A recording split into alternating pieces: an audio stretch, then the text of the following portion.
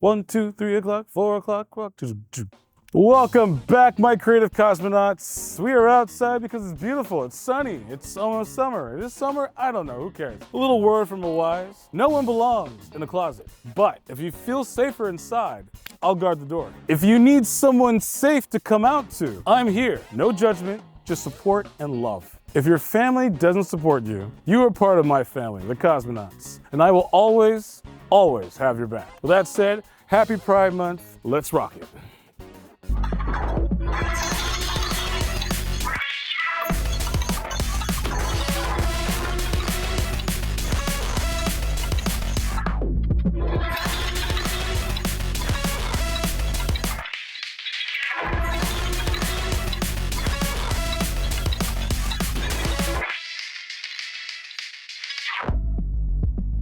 Hit that like button, share this episode with your friends and the masses, and subscribe if you haven't already.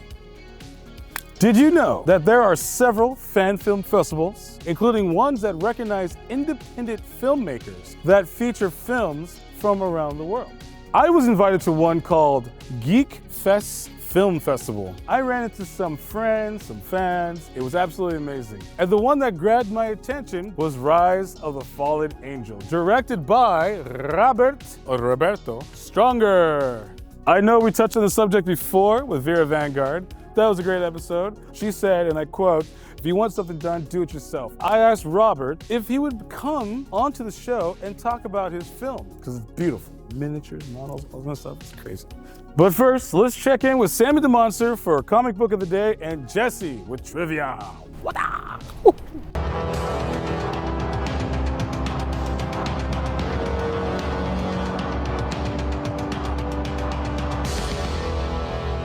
Hey Cosmonauts, this is Sami the Monster, and this is the Comic Book of the Day. Look at some House of Slaughter variants.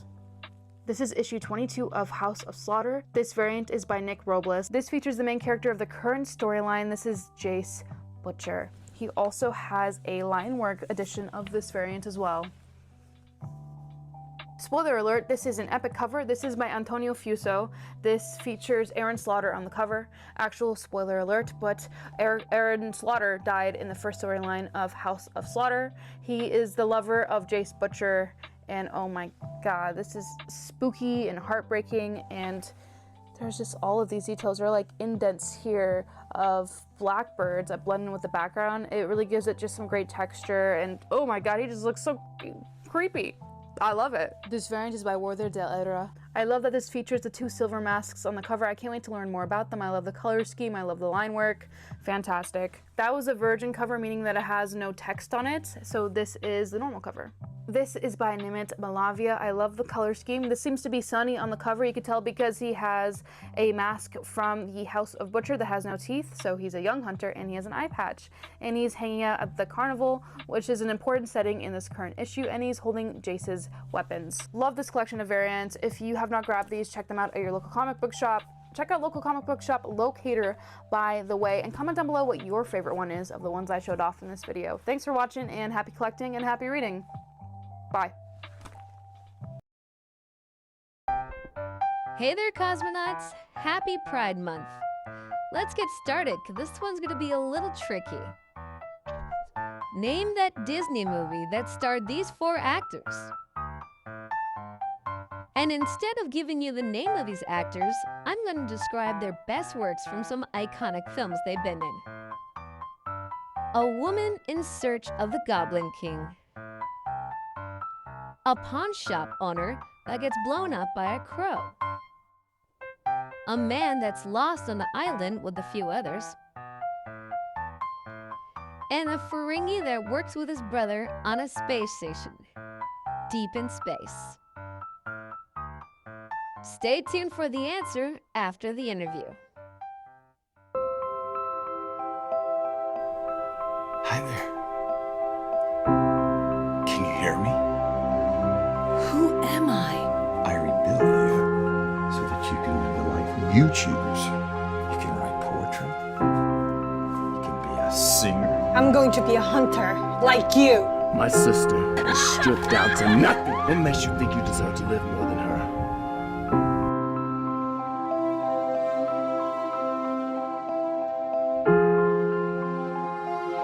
Roberto! How you doing? What's up, Cosmo? Robert.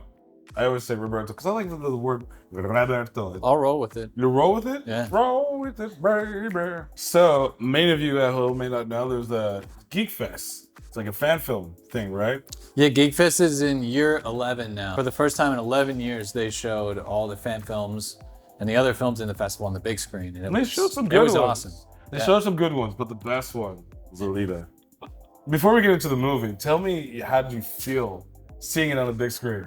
Oh, it felt amazing just seeing it. Like I've watched the movie a million times, working on it, editing it, cutting it down, but actually having that theater feel. And then on top of that, having a lot of friends and special people come to see it too, and having them experience it that way. It was just awesome. It was a cool rock It was star mind-blowing. moment. It was a cool rock star moment. Yeah, a lot of cool people, a lot of other good entries and whatnot. But the one with the action, the gore, I felt like it almost felt like a Snyder cut / Romero / Rodriguez style. Yeah, why that story? Why Alita? Because I've seen the anime. Yeah. I have never read the manga, and then the movie came out. Which everything about the movie was great except for the eyes. It was like a whole Sonic the Hedgehog kind of It thing. was tricky, yeah. But I think with your story, I just feel like it was more in depth, more grounded to the anime that I've seen. Yeah, the anime, the first time I saw the manga was when I was in college. Somebody handed it to me and says, hey, read this.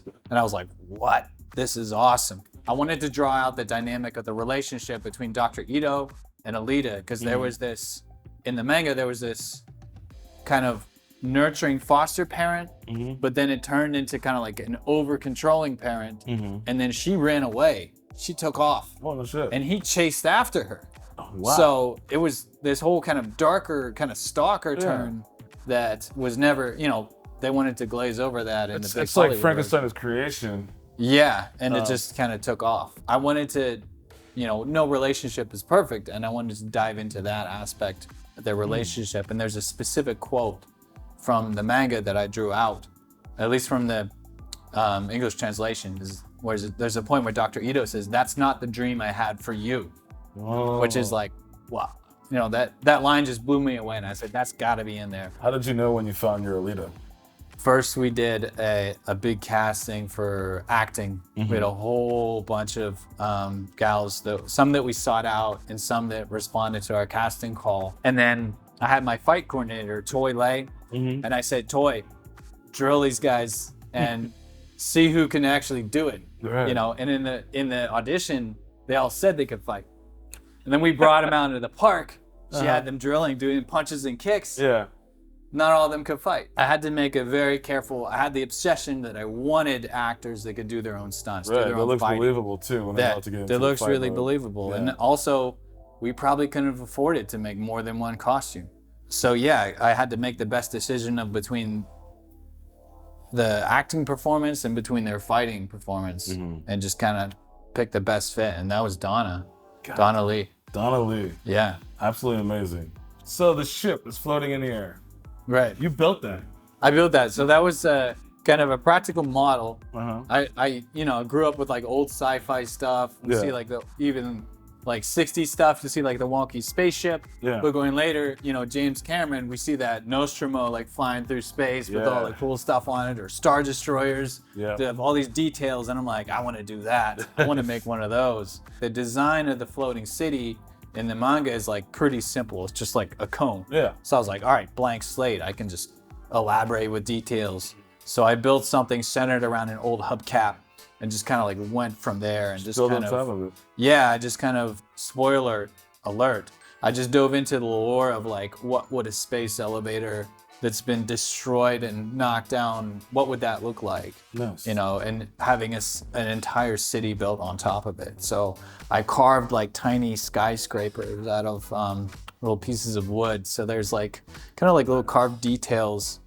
that didn't really make it into the final cut, but they're there. They're out there. You still have it though, right? I still have it. It's hanging in my You living should room. do like a slow shot of it. Yeah, Add some yeah. stuff to it. It's a very pivotal film for me in kind of the transition of my life. I originally went to art school. I was like, hey, I need to just put it all out there. There's a saying in now is a masterpiece, where people see it as like, oh, this is the end of somebody's career. But originally a masterpiece was when an apprentice demonstrated they could do everything their master did so they could set out on their own. So I view this film as my own masterpiece as a filmmaker, saying, hey, I can do crazy costumes, I can do fight scenes, I can do drama, I can do graphics, wild effects. I didn't hold anything back. That's good. So this is your masterpiece. I guess so. This. Yeah. So these are steel title letters for it. So I wanted to take a really practical approach to the film, like make things real, have practical costumes. So I wanted to make it, just a little bit more visceral and real to that. But you made it look so absolutely amazing. Oh, thanks. Yeah, you captured it really well. Definitely thanks to all of our cast and crew that made that possible. Yeah. That was a lot of effort behind the camera and in front of the camera. Yeah. Definitely.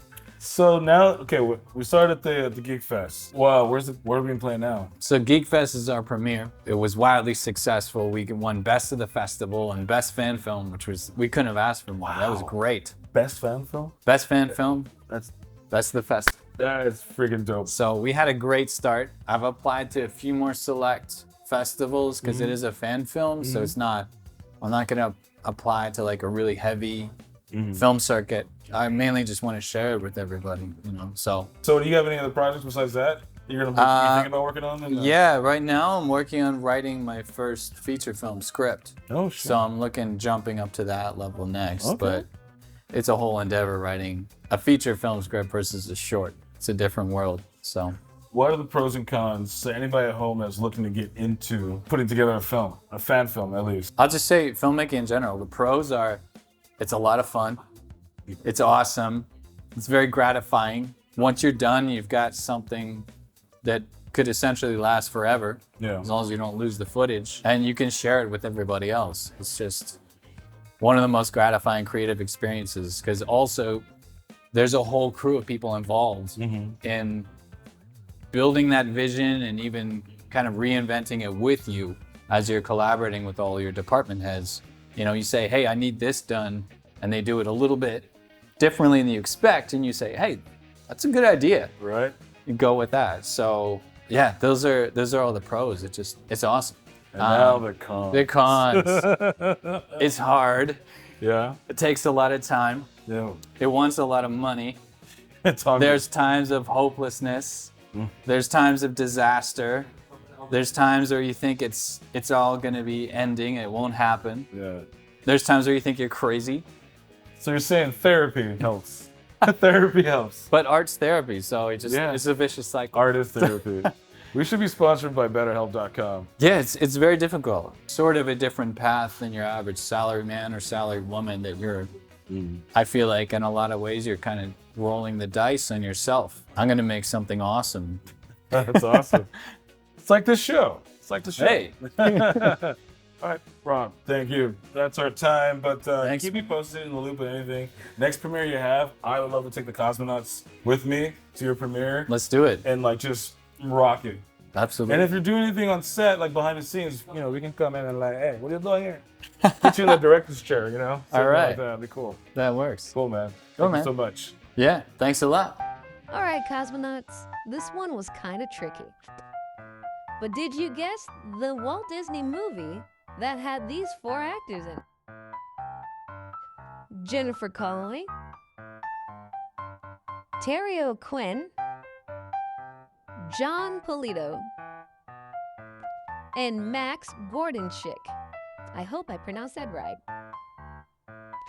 And the answer is The Rocketeer, released in 1991.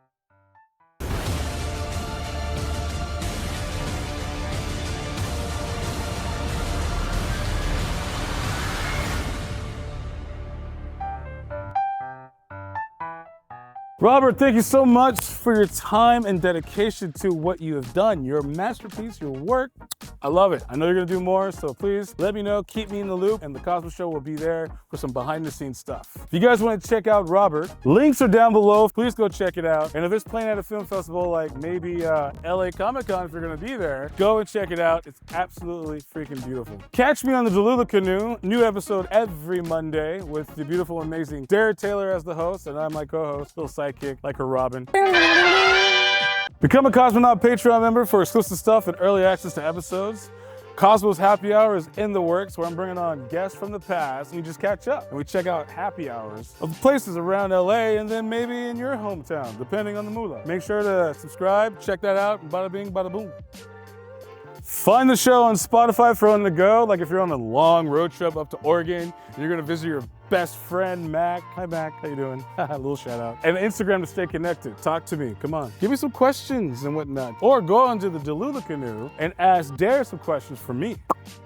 And as you know, we are sponsored by BYOSABERS, a beautiful mom and pop lightsaber company. You can customize your own lightsabers with NeoPixel cards and graphics and whatnot, get program stuff. You get 10% off on your lightsabers, which they're not that expensive like those other companies. It's all like presentation and bullcrap. I'm telling you, get more bang for your buck. 10% off if you use the word Cosmo at BYOSabers.com. You can also help by using the promo code Cosmo to get 10% off of your purchase at dubby.gg and get an amazing energy drink supplement for your everyday fan film, prop making, directing, what the hell are you doing live. And remember, as a cosmonaut, one of the ways you can show some pride is with love, peace, chicken, and grease, honey.